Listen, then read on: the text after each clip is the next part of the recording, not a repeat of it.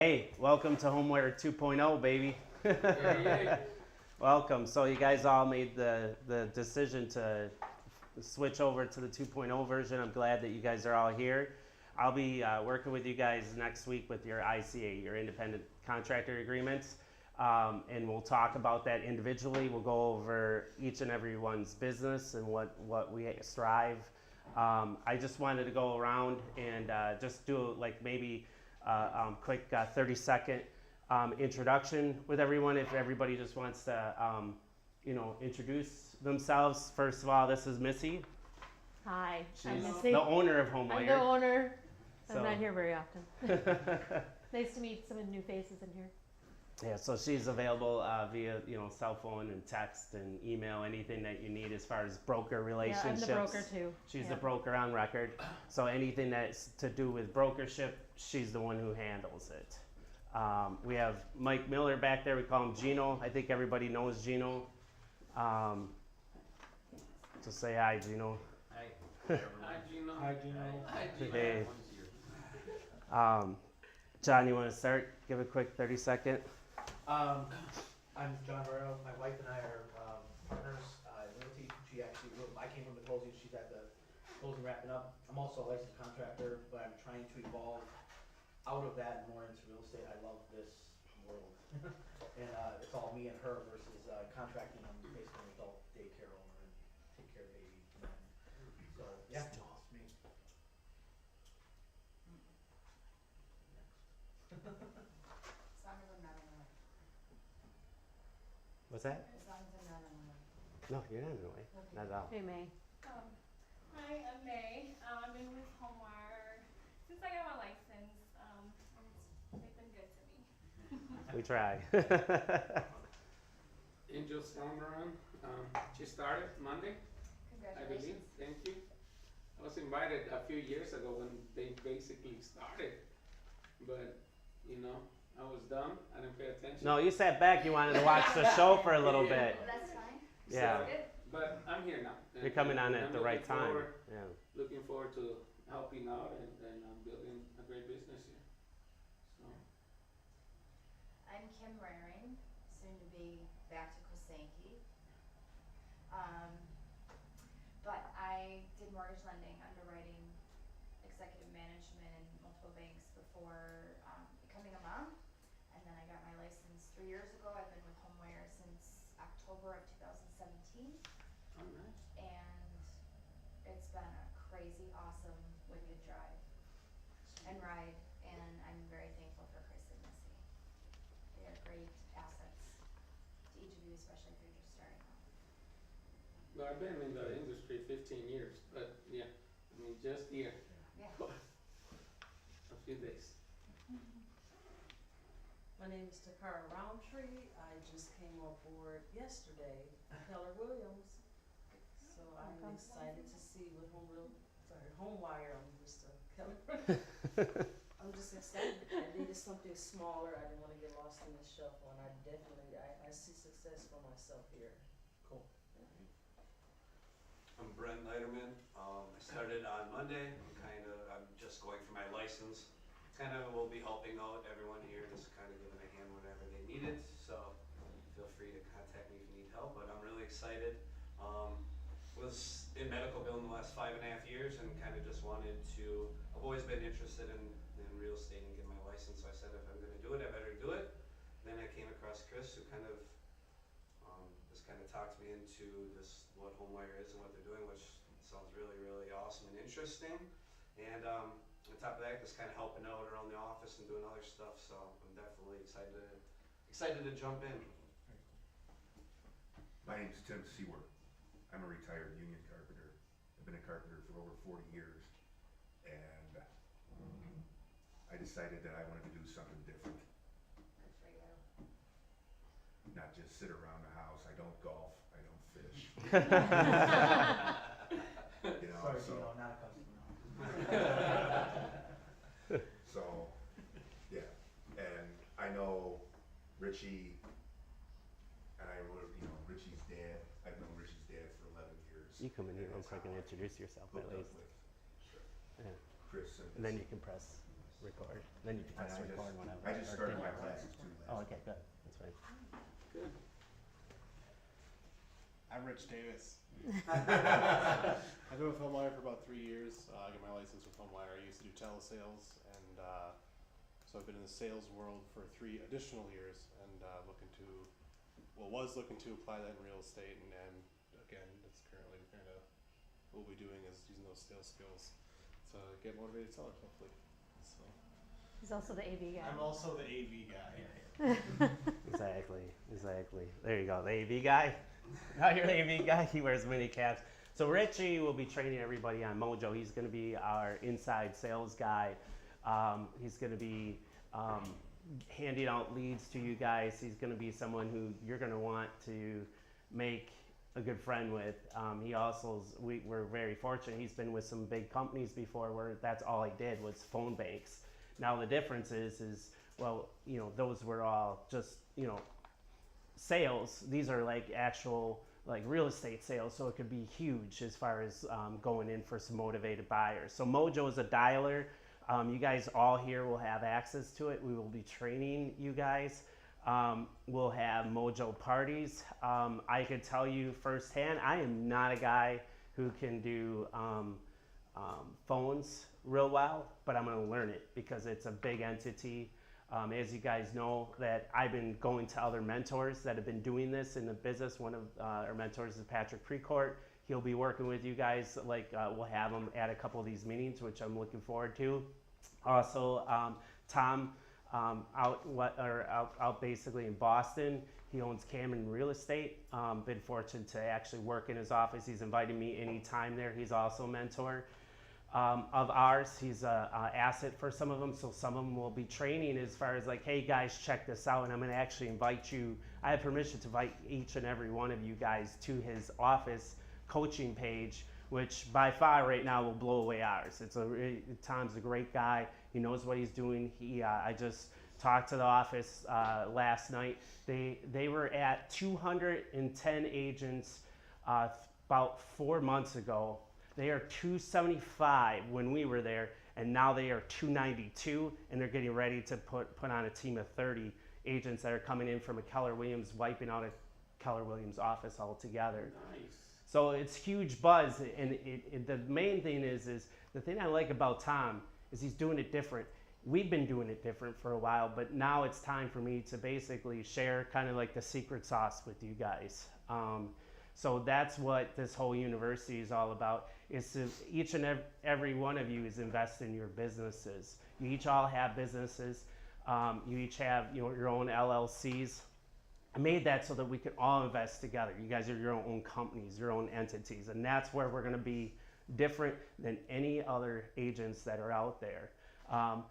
What's great about this is I'd rather have 50 to 100 agents, powerful agents, than 1,000 agents. I'd rather have you guys all capping. I'd rather have you guys easily, making $100,000 or over. I'd like to see, Mercedes back there, brand new pickup trucks, whatever it is that you guys want or desire. We have a lot of different things that are going on in our lives. We have a lot of hardships. We have, we have a lot of decisions as far as having loved ones in our life, making decisions that are hard for us right now. And I've been talking to a couple people in the last few days, and they're like, well, money doesn't motivate me. It doesn't motivate me, or money, it shouldn't be the ends of all means. And the fact is without it, you can't do the vehicles, you can't drive in that vehicle without it. You can't get to where you're going with your mission statement. It's what you want to do with the money is the powerful impact. And every agent here, our core values is to really start caring about each other and caring about our clients. And that's why everyone in here qualifies for the HomeWire 2.0, is because we care about people. We know what it means to be on the other side of the table. We know when somebody's crying, we're gonna probably cry with them, And I've had mentors in my life that could give a crap about those sellers, and all they're doing is coaching. I feel like those mentors will only coach, and they're not, they've been very successful in their arenas, but it's not how I choose to drive business. I drive business one client at a time, one friend at a time, because at the end of the day, after you're done with the situations with these motivated buyers, it is one of the most heartfelt things that you could ever do. I've made a ton of friends and relationships and people that just reach out to me that every day they make my day. So it's just like, from people facing foreclosure that are starting to put a little bit of money away, and they're talking like, and literally talking like, they were so ready to foreclose, and we were able to get them out of the situation by reselling their house for them before foreclosure, that their credit is going to be good enough in eight months to almost a year from now, and this was 6 months ago that we sold their house, to revive, to be able to go forward, that they're looking to move, up north. And that was their goal. When we sat down, I didn't know that they were facing foreclosure. They don't necessarily tell you that they're facing foreclosure. These are embarrassing situations for them. They don't want to tell you that, that they almost died last summer, or something happened in their life and caused basically what I would call a pendulum or a domino effect to cause everything going forward as far as that. So that's why everyone here is here, because you guys all do care, and not one day do I want to make that any different. I don't want people that don't care for other clients, and I'm not saying that the agents out there don't. I feel like they do, but we get really deep, and there are a lot of emotions that fly through with our concept. So our main mission right here is to just help other people. If it's somebody who's going through a foreclosure, sometimes it's not to buy that house, and sometimes it's not to actually try to do a short sale. Sometimes it's simply to keep them in that house. They may want a loan modifications and everything else like that. There's a solution to all of this, and that's why the first 5 weeks is what I put in, what we've started with the HomeWire University, is we're going to go through week by week of what a motivated seller looks like and the reason why they're motivated. Nonetheless, let's just start on a few of these, right? So looking at like a map like this, for instance, this is all of basically Wauwatosa.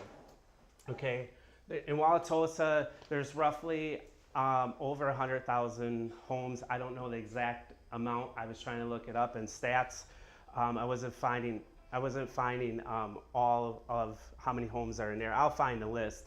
But what I did on this particular search here is this is what you would call all high equity clients, as far as people that own 75% or over in their house. So they basically only owe less than 25% of their the original mortgage, whether they paid it down over time.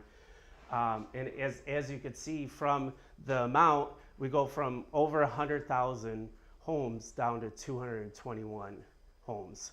So we have software that can basically dial down to these clients. And that's what we're looking for. Is we're not looking to look for everyone as a blanket. Like if you try to market 53226 and try to be the agent to everyone, that market would cost you well over $30,000 a month to be a part of, as far as TV, as far as advertising on Facebook, everywhere, in order to dominate it, to be that person every time. So we're not necessarily looking to cover all of an area. And when I say 53226, that's just because we're here right now and this is what we're doing. But in each of you guys, we're going to sit down and we're going to go over zip codes, and we're going to look for these motivated sellers, and everyone's going to have a different campaign behind it because they have different problems, different issues.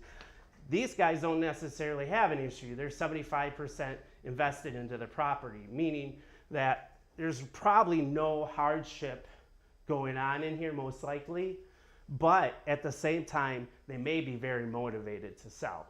And usually those are people that you would go after, is basically you would talk to them maybe about seller financing, as if they're willing to do seller financing, if they're able to do creative financing with us.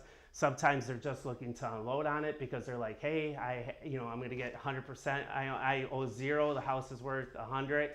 I'm willing to take 75,000. Or maybe they want 100,000, but we can give them payments over time. So these are all high equity owners right here. And the same is true. We have the maps for probate. We have the maps that everybody that we're going to talk into here. So I'm going to start off with absentee owners. And this is just a rough basis of what we're going to be talking about in the next 5 weeks. So each and every one will have a separate chapter, because each and every one needs to be represented, like how we talk to them, how do we present our offers, we're going to go through every single one of these motivated buyers or sellers. As you can see, we have over 10 of them here. And the first 5 is the ones that we're going to concentrate on.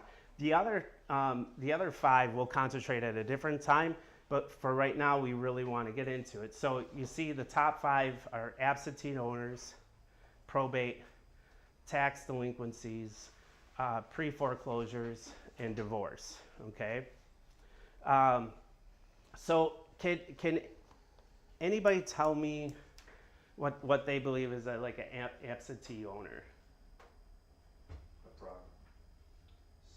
Someone who basically inherited the property through a will or trust, and they never occupied the residence, like a grandchild or something along that. So you're saying so that they may have a trust, as far as absentee, so they might have a trust or a will, right?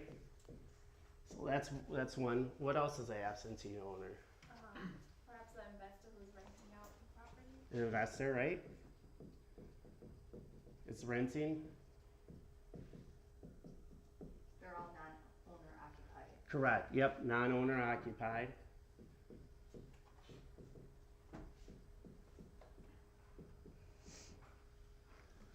And probably an owner that has no use for the property, that they don't care for it. Possibly no Neglect. use, potentially, right?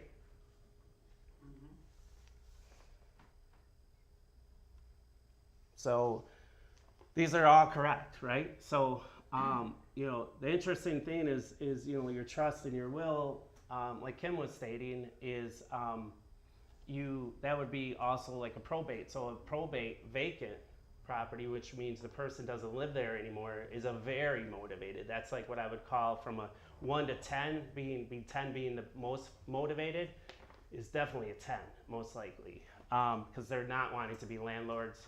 Now, even better on that is a non-owner occupied probate lead that is out of the state. Now that's on the motivation scale, that's probably like 100, right? So they want nothing to do with this property. That's where we come in. Those are like the best. And then you have the investors that are renting. Can anybody tell me why an investor would want to sell their property? It's hard to find occupants, maybe if they're renting a house and it's hard to find an occupant to. Right. So, house those people. right. So you're saying hard to find. Would that be good tenants? Yeah, I guess, yeah.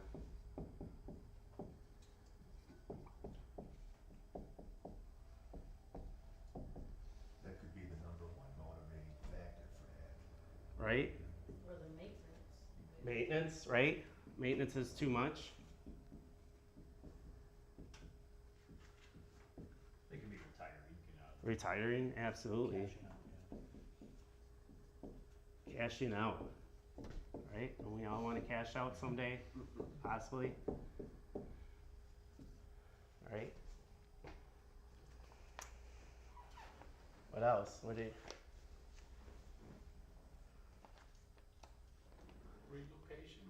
Relocation. Right? Some of them are really hands-on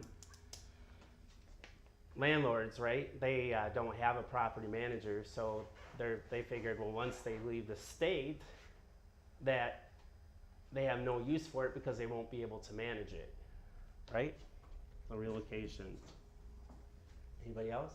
Dead, What's that? like deceased. Deceased, right? So that would go back to like you mean like the one of the landlords is deceased? Yeah. and can't run it, yeah.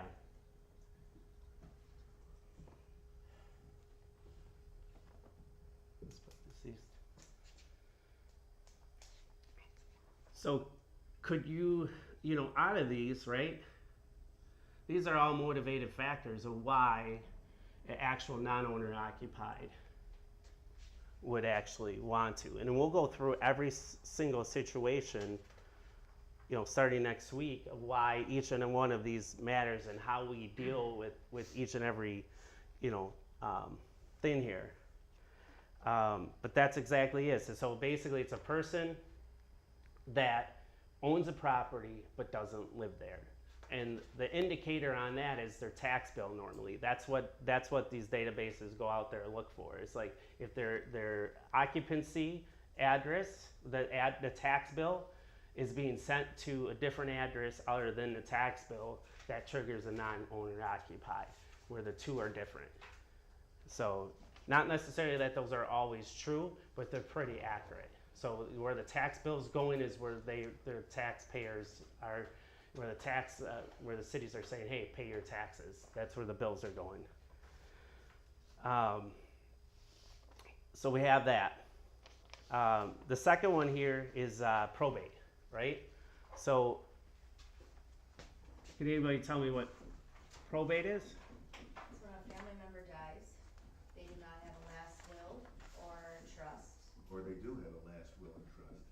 And then the property is not specifically in the will, or it is in the will. It may not be listed, but there are family members Yep. that have a vested interest because of relations to the deceased party.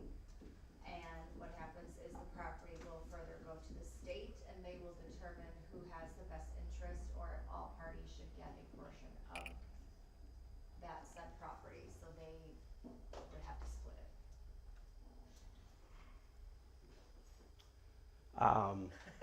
I've gone through this. Why ain't you Right. writing all that? Right, exactly. Right, exactly. Me too. Yeah, exactly. Me too. Yeah, I second that. Yeah. So, you think there's times that people might get probate properties just given to them that they want nothing to do with? Yes. Yeah, just given, right? Gifted. It's like, thank you, So some of these could definitely be non-owner occupied, right? Like we talked about. Out of state. Okay. Spouses, right? Family, like we said over here.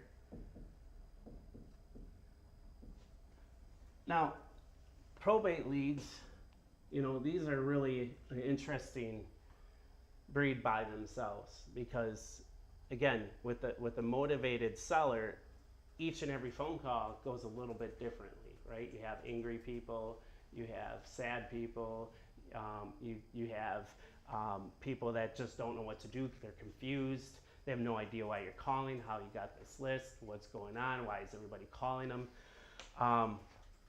That's absolutely true with probate. All of these go into them as far as why these people would be motivated. Can anybody tell me a main reason why somebody who's in a probate situation may not want the property? Too much work. Right? So you have work.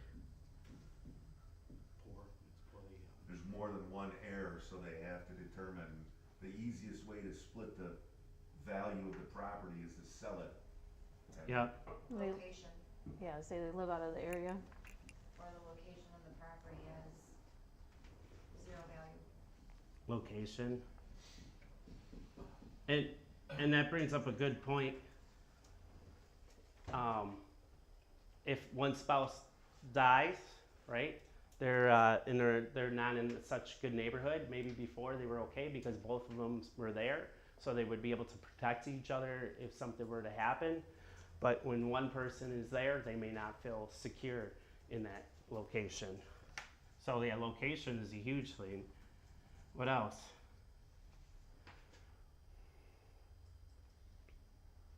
You were saying maintenance, right? Not only just the work that has to be done. Yeah. Yeah. Flooring. right? Yeah, you have hoarding, right? Trash. Day-to-day maintenance, right? Mowing the grass, right? Shoveling. Again, they may not have the funds to be able to hire somebody for all that. Gutters being cleaned out. Homes are maintenance, right? So that's obviously, there's a lot of things that are getting triggered by, probate. You have some people that in the beginning of the process want to tell you to, go F yourself. And 6 months, 8 months down the road, they may call you back and say, you know what, it is time to sell. I just don't want this property anymore. I thought I could handle it, And sometimes, the probate can trigger so many other things, right? It can obviously trigger non-owner occupied. It can trigger pre-foreclosure, right? It could trigger so many different avenues of what's going on. So again, this is one area that we're going to discuss further into details. The next one is the tax delinquency. What do you think is going on there? I mean, obviously tax delinquency, right? We know what's going on, but Their balance sheet isn't on the positive side. right, the balance sheet. It's a nice way of saying it. Yeah. What else? They may be paying their mortgage but not their taxes. Right? Mortgage. Taxes. No taxes, right?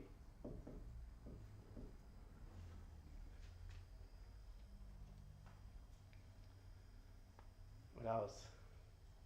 I know somebody that owned their house free and clear but stopped paying the taxes. Yeah. Wow.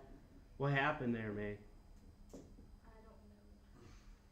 I don't know what they did. It's They crazy. lose it already? No, they just sold it. If But they they are, were behind in 2 years in taxes if they were free and clear for a while. Well, 2 years 3 years behind. the city Wow. takes them. Yep. Mhm. Right. 3 They're probably years. close to it. Right, yeah, they were on the list. Yeah, I'm sure they were close to it, that's why they sold it. if they are elderly and Yeah. they get to the mental capacity Right. where they forget because they own the property free and clear and they're just, Yep. case they're out, people. They forget. Or I've had it where an elderly person actually didn't forget. They thought the money was just coming out. And they didn't understand that it just doesn't come out. Like they might have had their husband, again, probate, right? The husband or the wife had a payment arrangement, but that doesn't automatically kick back in the next year. Or the taxes went up and they get a little bit delinquent each time. So sometimes it's a banking error. It seriously is. It's nothing that they really wanted to happen, but they're not understanding everything that's coming in. They're not paying the bills. The money's in the bank, but they're not paying the bills. So you can see like each and every angle of these is basically, different sections. What else? Are there any other reasons you guys could think that the taxes aren't being paid? Job loss, maybe, or Right. The property was inherited and it's a young person and they don't know how the world works. Right. Yeah. So we'll go with Yeah, probate. money expected. Right. Their life is Fortnite. Yeah, they don't understand that they have to pay taxes, right? So probate again. Or even homeowners that probably purchased those properties cash and have no clue or idea No again, clue. what needs to be paid on a yearly basis. Right. See Or that? they miss one property, right? They miss a property. They have 10 of them and they forget. That's happened. It's happened to me where all of a sudden, hey, you didn't pay this year. Whoa. Okay, that's right. We own that property. Time to pay it. Okay. It's always fun. That's a total Chris thing. It is total Chris thing. Absolutely. It is. Missy can only help me so much. Yeah. I got my own shit. She's like, wait, we don't own that property. Like, yeah, we do. Okay, it would have been nice to have it on the spreadsheet that we set up for you, you know? So, Gino, you want to cover pre-foreclosures? Yeah. Does he need a microphone? No, well, Yeah. You can, I you got it. You can win it. I'll be right up here with you. just wait. Yeah. I can wing it too, Oh, yeah. whichever. Yeah. Gino, you go first, and then Kim could go into pre-foreclosure. She's a Great, me too. pre-foreclosure. I know, right? Just throwing me under the bus here.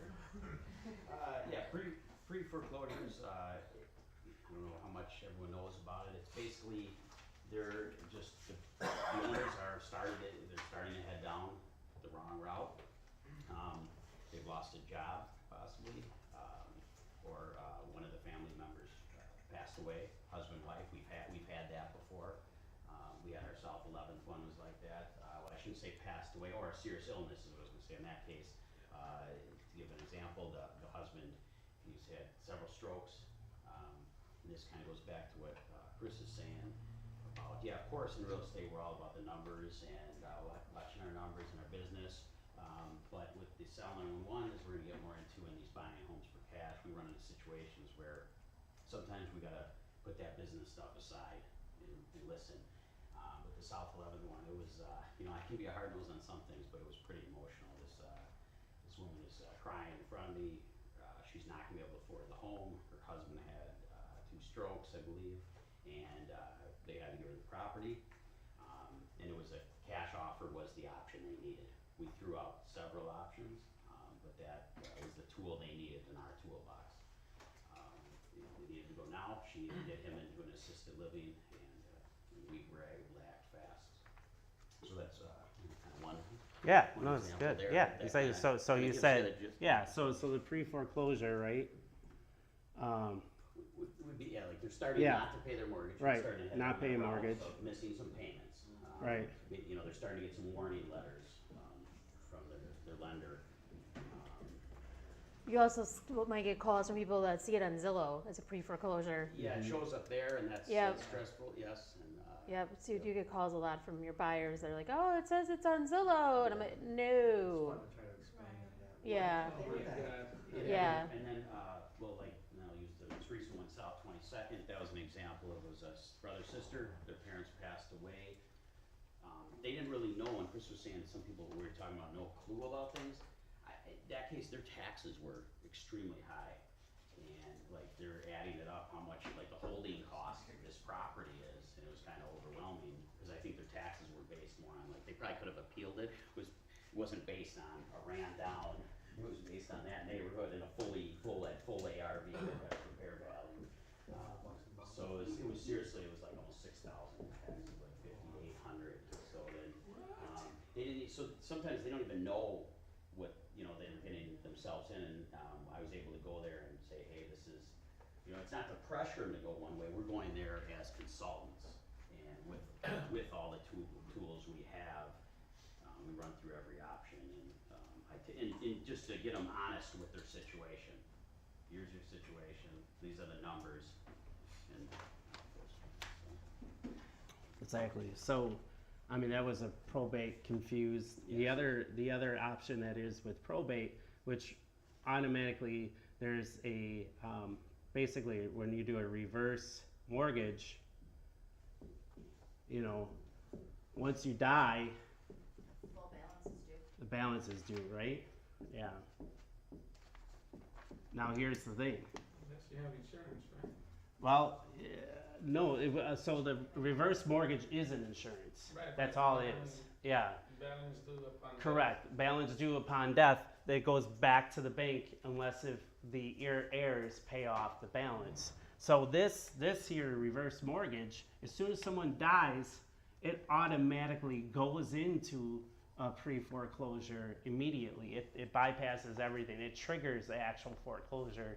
And the reason why they do that, and we could talk more about this, is if I've had it where I've dealt with the reverse mortgage. Somebody dies, and the house is now vacant, and they just got done buying $25,000 worth of gutters, siding, and windows from Sears.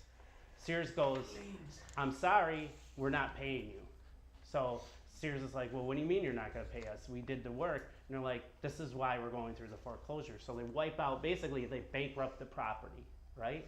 So they purposely bankrupt the property so that all your lien holders are out, whether it's child support, whatever that person who died had on their, on as far as the judgments and everything, disappear. That's why they go through the whole foreclosure process, to make sure everything's wiped. So sometimes a pre-foreclosure can be a good thing, well, a bad thing that somebody passed away, but for a family that they don't have to deal with any of, the foreclosure process. So is that like when you have a lot of debt, you kind of want to get that? Can I give details? Yeah, go right ahead. Usually in the pre-foreclosure state, they're less than 4 months behind on their mortgage. Right. After the 4 months, summons and complaint is then filed in the state of Wisconsin, and then the judgment will be filed usually 30 to 60 days later, especially if it's owner occupied. With some of these situations, it could be that they are making payments towards their mortgage. It's not the full amount, but the bank is not accepting it any longer because of the amount of delinquency. Right. After a set period of time, if they're 1 or 2 payments behind, the bank says, screw you. You either modify your loan, you short sale, or it's going through the foreclosure process, which is unfortunate. In some of these situations too, the beneficiaries to the property, if it is inherited, they can't afford the mortgage, they can't afford the taxes. But also in pre-foreclosure status, the individual, if they are still there, they can't even afford to pay the credit cards because they're maxed out. And like I said, I'm sure we'll cover it in some other classes too, but that's, Yeah. I think, a lot of people, the time we go there, some of them are ready to literally just throw in the towel. They don't know, they're confused about all that stuff, and we go there and we just gotta lay it out real simple for them. These are the options, we offer these, this, and this option. One of the ways to confirm if they are already going into the foreclosure status, is to go onto CCAP, and you can type in the person's name, which is digging into their personal information. However, it's in your Public best record, interest. yeah. Because of the fact that you can see if the bank has already filed a summons and complaint. Once that starts, the foreclosure process has begun. And it takes, on average, if it's owner occupied, 18 months for the entire foreclosure process to start with courts and everything else from start to finish until they will be booted out of the property. You were talking about the Wisconsin CCAP website? This is strictly for the state of Wisconsin. If you need other states, Yeah. like if you have your brokerage license in other states, I can assist you with those as well. Absolutely. I think it's up to the bank, though. I'm CDPE, Certified Distressed Property Expert, and, different banks are faster or quicker to foreclose on properties than others. I seen them as quick as 6 months. It's because they're not occupied. No, they're occupied, but they get rid of, the only time that they're not gonna touch you is in the winter time. But anything between April and October, you're game. You gotta get out, and they'll foreclose on you. I know because a couple of clients, they didn't know that, the foreclosure had already started, and this is, I listed the property, and I failed to check those items because basically I thought that they had shared with me all the information pertaining to their pre-foreclosure status, which they didn't. They didn't even know what was going on. So when I took the listing, I had it for a month, and then we got the notice, hey, this property is on, the sheriff's sale was last Monday, so you're done.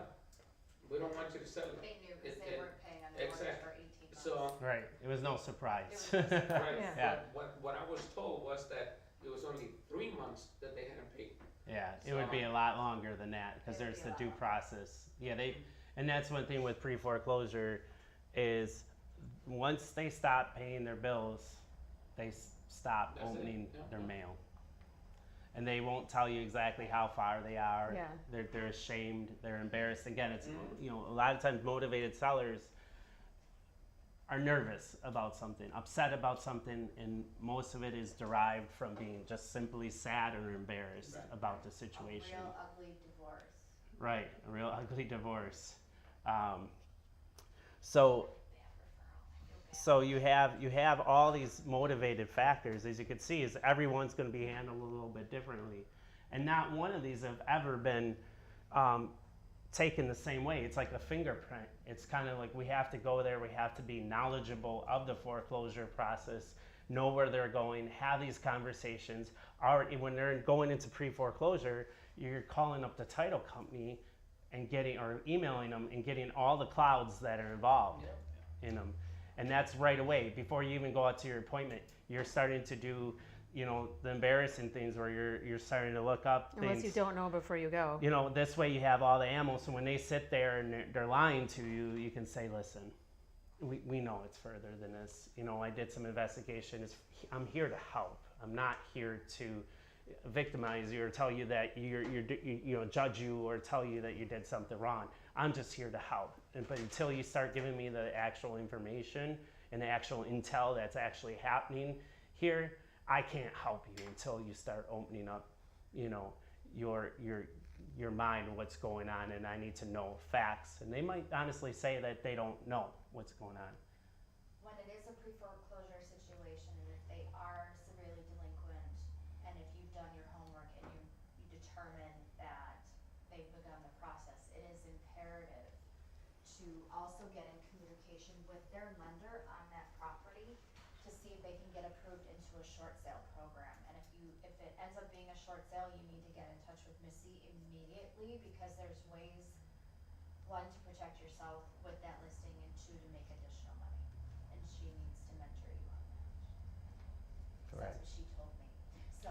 I'm just relaying. Yeah, Chris and exactly. I have done our share of short sales Yes. and foreclosures. So We need to. that moving. covers the pre-foreclosure status on this one. Again, these are all things that we're going to go through in detail. Yeah, there'll be more time to hear more about it. So I have Exactly. a question. Yes.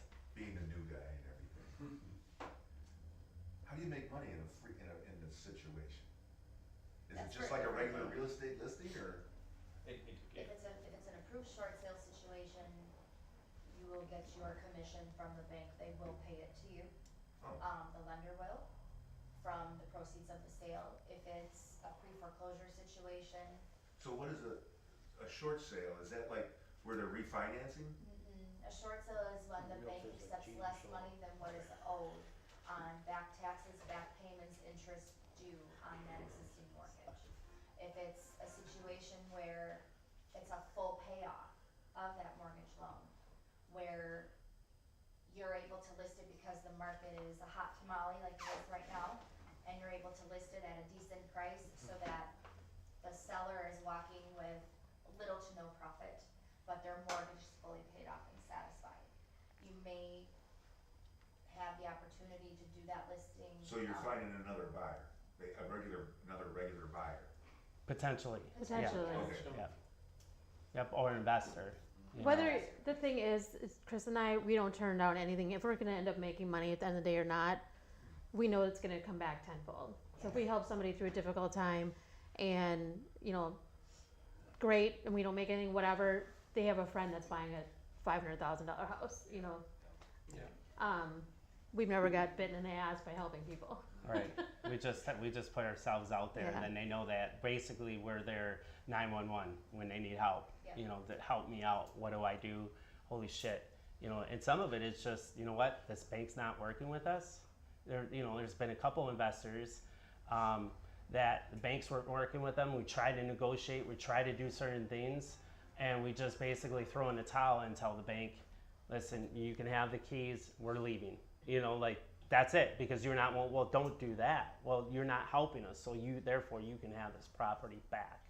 You know, so it all depends on everyone's different. Like we're gonna have a different solution for everyone. It may be, you know, it may be a foreclosure that is a probate and they only owe $35,000 to the bank, but they're only in arrears $2,000, which sounds silly, but it can happen. That could be 6 months worth of or a year worth of mortgage payments. I've seen it, $2,000, and you're like, well, how the heck are you?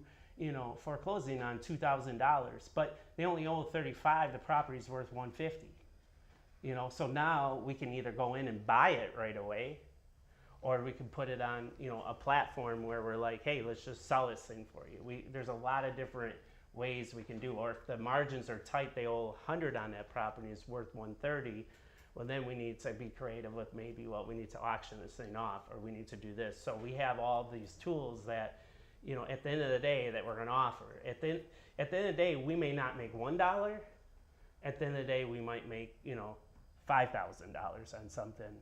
It's all depending on the situation. So, you know, that's what we're training to do here. Is just basically be a solution. It's a great, you know. We'll How get do we more make into money? detail as we Yeah. move along. I know we're trying to keep these down to. Sure. Yeah, and yeah. That sounds really good, because my philosophy on the job for a long time has been there are no problems, only undiscovered solutions. Right. Exactly. So as you guys Good. go and find these weird situations, now we got all the tools. Right. Just bring it to us and we'll try to Help you figure out find We're gonna something find them for the- something. We'll find them one way or the other. Whether it's Find them handing the somewhere they keys fit. and telling the bank to go F off, we're gonna give them a Don't do that. solution. Don't do that, because there are banks that do cash for keys. It Right. may not be a huge amount of money or sum Correct. of money, but it's a program they have to also qualify for. Right. Where they may get $1,000 or $1,500. You know what? Right. That's the security deposit Right. for them to rent. I have a deed in lieu of foreclosure that's coming in from Wells Fargo that looks like they're gonna pay the family $10,000. Ask me how much I made. Zero, Zero. because it's a deed in lieu foreclosure. It's a deed in lieu foreclosure, but I Is that had what to they're fill out getting? it. Oh I my think gosh. it's $10,000. I know what he's talking about. Sorry, I just didn't realize It's that's a what they're family getting. friend. They called me, Chris, I don't know what to do. The property was under. The property was in Glendale. It's not worth more than 40, 50,000. It had some foundation issues. It was a really ugly property. It's really bad, in really bad condition. And I happen to know the family, a spouse passed away, so it'd be a probate that came up, right? And in foreclosure, and in tax, you know, default, has all these things. But at the end of the day, they owe $10,000 on this property. They just want to get out of the situation. They're not even interested in a loan modification. They put like a 45-year loan modification, so the payment would only been with taxes like $482 a month or something crazy like that.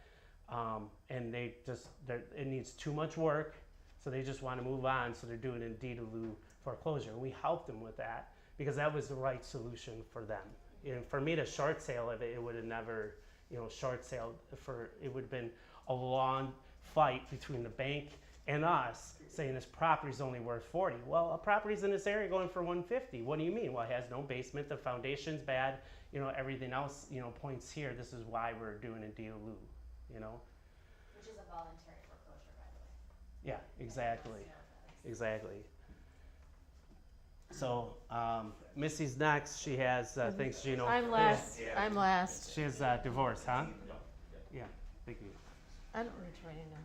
It's divorce. There's nothing to write Come down. on. Yeah. There's nothing to write down. Divorce is divorce. This is divorce. I was trying to get a This is divorce. the Amazon Yeah. did on here. Yeah, yeah.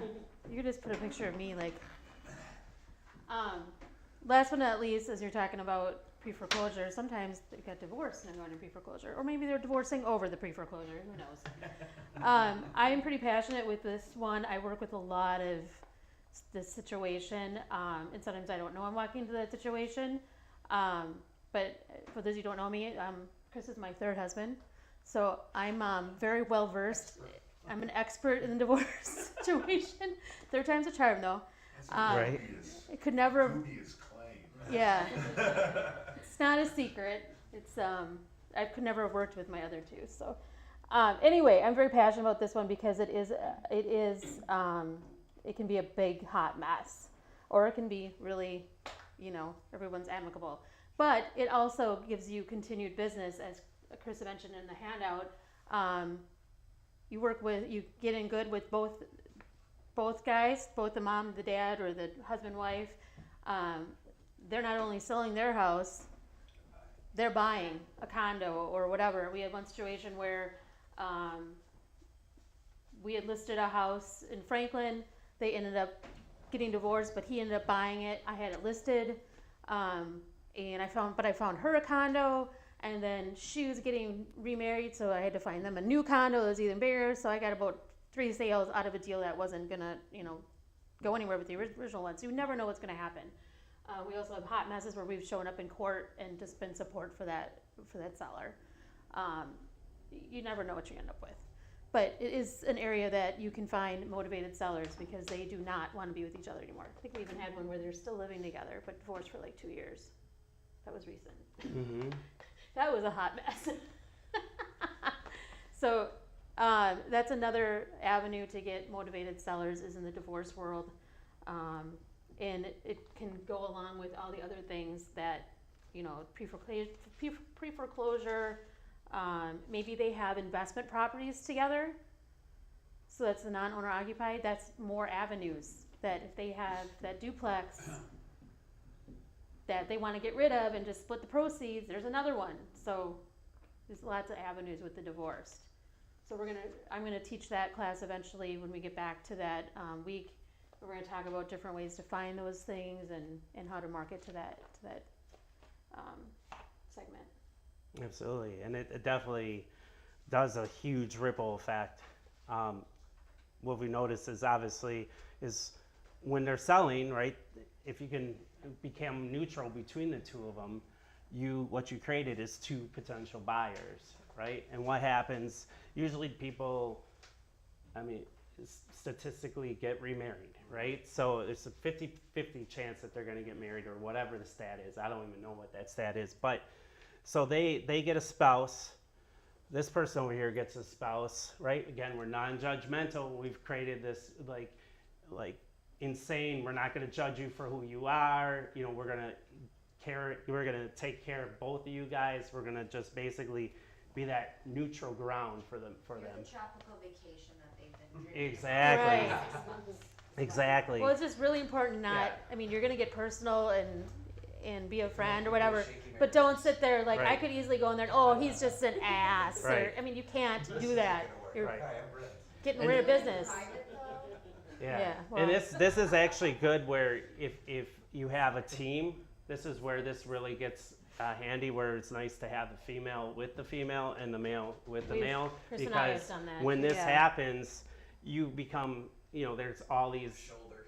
you become this shoulder, and maybe the shoulder is like they're really starting to count on you because all of a sudden you're doing things that their husband hasn't done, you're doing things that their wife has never done, which is simply just helping them and being who we are. But Missy and I have had it before where Are we talking about real estate? yeah, we are. We're I'm sitting here talking going, we're talking about solutions here, right? I So try to deal with the woman. yeah, and I deal with the male. That's men just how it goes. because Yeah, that's how it goes. that does happen. Yeah. It's talking personal. That has Yeah. happened. Absolutely. We've had fights over that. Yeah, so we just 'Cause divide. I don't It's just need for some us. So, but Divorcee, sometimes like, Chris know. is paying attention to me. Yeah. not saying it has to be that way, but Yeah. Yeah, watch out with One that. of the benefits to that though as well is you may bring insight and good direction to both parties. Like, Personal experience. you know what, you have children, don't be like this. Right. Let's talk this through.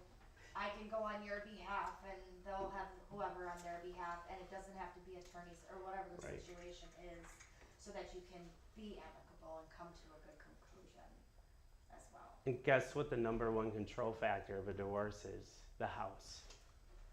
Yep. And they both want control over it. Yeah. So definitely this is a huge motivation, but it's also a tool to Okay. become the hero. So, and then as you can see, it just keeps rippling back. They buy, they sell, they whatever. So all these aspects, they all pull up different motivated factors.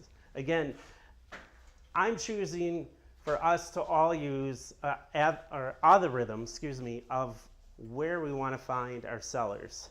and where we can find motivated sellers. That has been the most successful ROI, return on investment, I've spent. For every dollar I spend on motivated sellers, I get back 15, okay?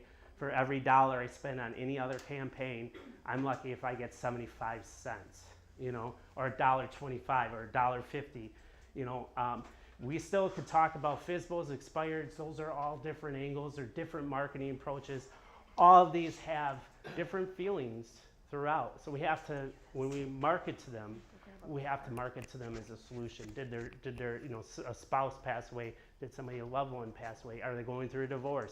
Are they, you know, are they simply non-owner occupied and they're distressed landlord, like they don't want to deal with that stuff? So all these different angles, again, I'd rather focus on 221 people in one area, and this number is probably closer, about 900 between tax delinquents, pre-foreclosures, probates, everything. I'd rather focus on 1,000 people than 100,000 people, you know? That way we could go in one community here, one community here, one community here, or if I have 10,000 records, all 10,000 have some triggers that we just talked about that we're saying, hey, you may want to sell your house, and when it's time, we're here. And that's the consistency that we're going to be, is like we're there, basically, they need to sell, or if they need to talk to someone, we're here. So that's going to conclude this one right here, but like starting next week, we'll be going over every single one of them, and we're going to go over different campaigns that we're going to be marketing to them. We're going to go over different scripts that we're going to be using with them. Everyone's going to have a different footprint. So how was this, you guys? Perfect. Something different, right? Awesome. So cool. Yep. So yeah, this will be filmed. It's obviously filmed right now, and then it will go up on our HomeWire University, and it'll also go on our coaching page. So you guys will be getting more information as we go. So we have